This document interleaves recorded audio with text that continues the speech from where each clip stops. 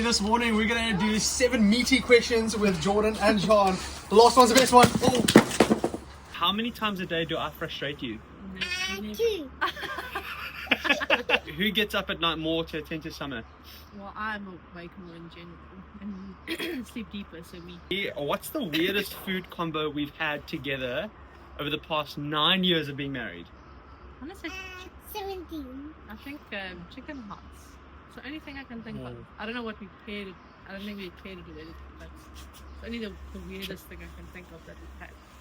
If Summer was in charge of our date night, what would we do and what would we eat? I literally was gonna say chicken nuggets and we'd watch Shaun the Sheep or Bluey.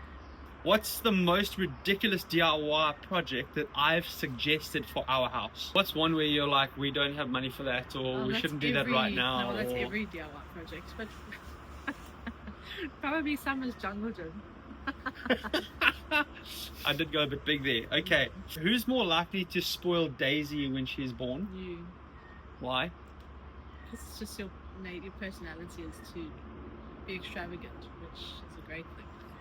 What's the one thing I do every day that still makes you laugh after 9 years of being married? When you act silly, or when you're in your playful state, and when you pull a zap sign at me and I never do that. That's hectic.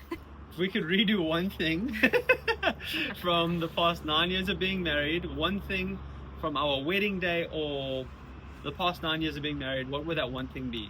I think just appreciated moments more and lingered in them longer.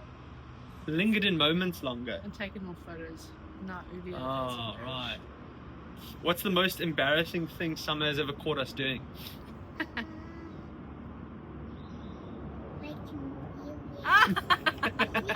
Making a wee wee. Making a wee wee apparently, which I think is true.